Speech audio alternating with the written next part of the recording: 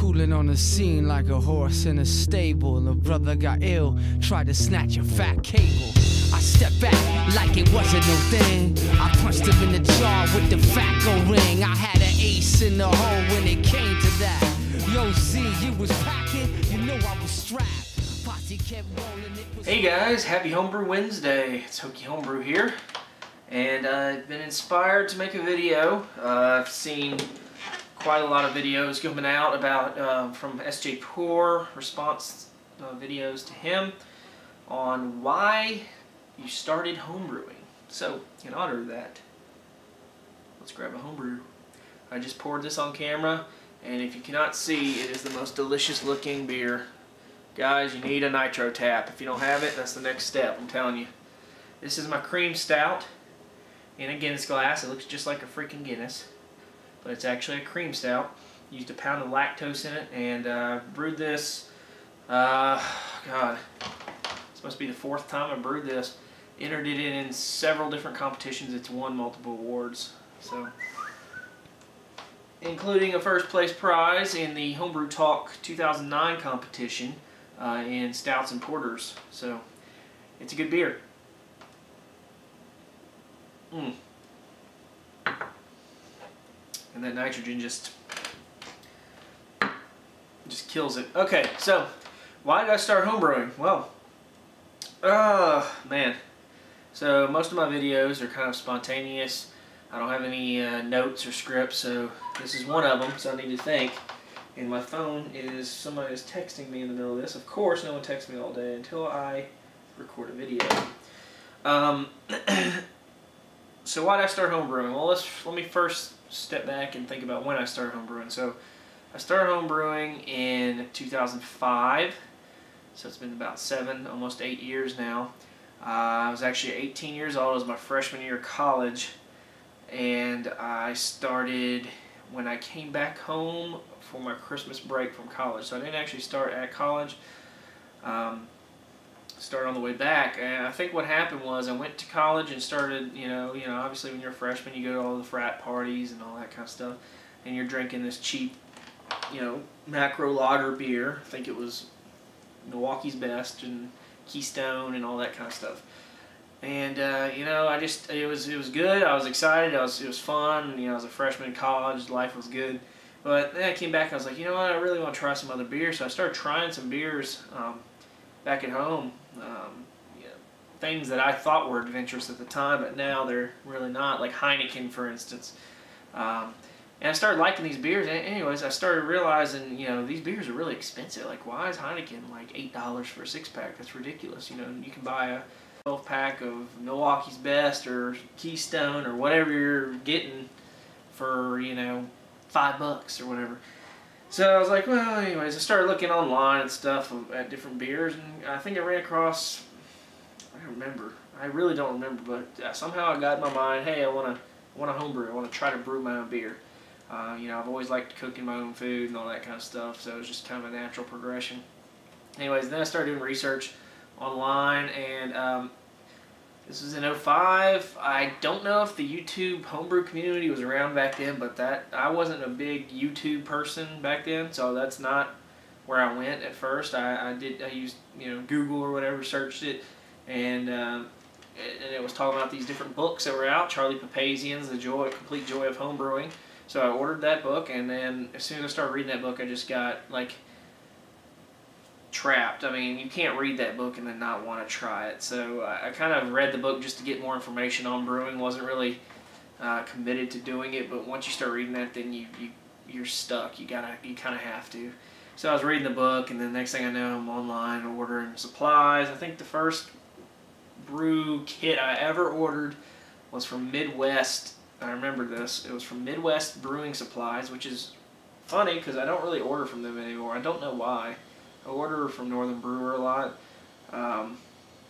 until they stopped doing their $7.99 flat rate shipping. Northern Brewer, if y'all are watching, that was a bad mistake.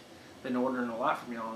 I don't know why y'all pulled that away. But anyways, I ordered from Midwest Supplies, and I couldn't tell you what I ordered. It was a canned kit, obviously, extract.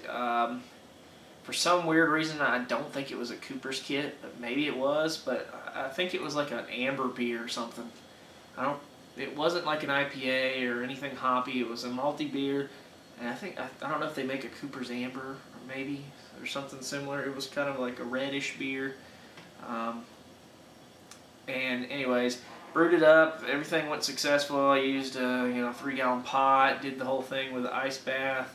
Doing like a 3-gallon boil and then mixing in with the remainder of water.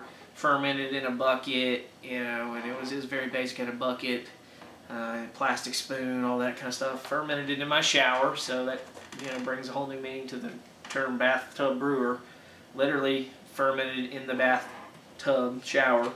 And anyways, everything went well until the end when I was going to bottle it, and I guess I didn't read up on carbonating the beer as much as I should have, because this beer ended up not carbonating at all. It was completely flat, and flat beer is pretty gross. So it ended up being pretty gross. My first beer, flat, and it might have been good if it would have carbonated, but all I can remember from it was flat and disgusting. So. And yeah, that was my first experience, and then I got hooked. I went back to school, and that year I didn't really do a lot of brewing. But then the next year I started doing a few more kits, and then mostly it was when I was during breaks that I did it in school, because there wasn't much time during the school year, and I lived in a dorm for 2 years. That's not really feasible for brewing.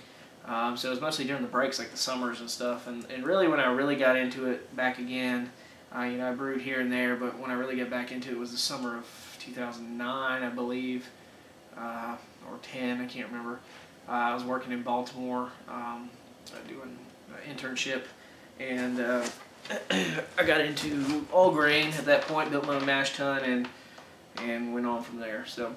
Why? So that's the story of how, why. Really, it was, I don't know, it's just kind of it's like cooking. It's like cooking your own food. It's kind of a self-satisfaction knowing you made it yourself. And then it kind of just evolved into something much larger than that. It started out, oh, I like beer. I like making things myself. I'll homebrew. And that was, I was satisfied. And then it got into, well, this is, there's all sorts of experimentation, and there's science behind this, and there's things you can do, tweak this, tweak that, and learn from it. And then it became an educational experience.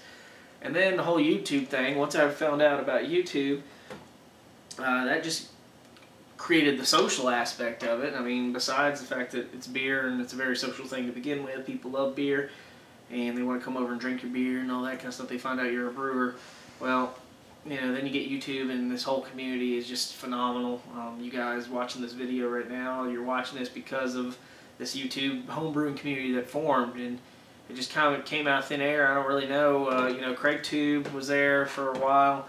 The first videos I saw that helped me start into my all grain were Chris Knight, who I don't see videos from anymore, and Don Osborne, who still makes videos just occasionally.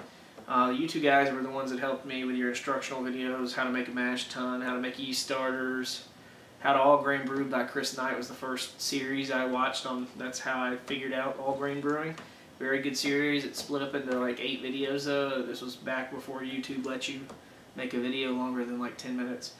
And but that was a great video. And so then I started making the videos, and then you get people commenting on your videos. Oh, asking you questions, saying I do this, want a beer tray, and then it blows out of hand. Next thing you know, you got SJPorr creating Homebrew Wednesday.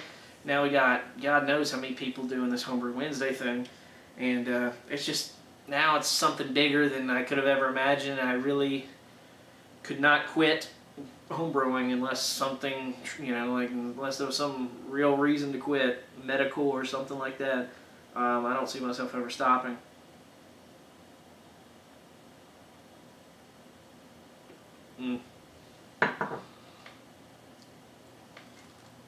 So that's in a nutshell why I started homebrewing.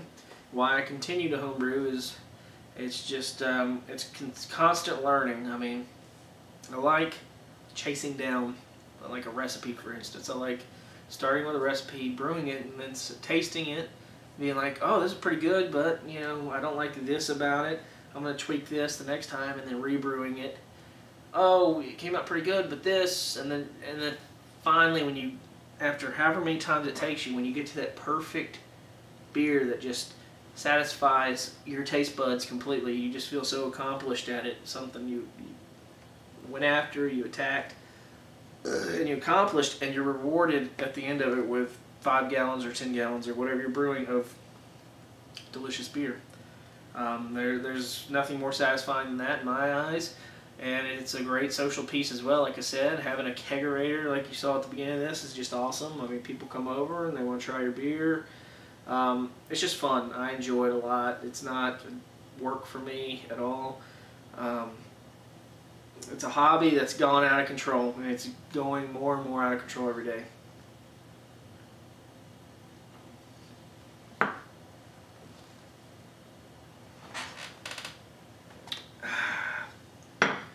I like brewing for like events. It's real fun for me to share my beer with people who aren't necessarily into this kind of stuff. Maybe, for instance, a company event you can brew if your company allows that.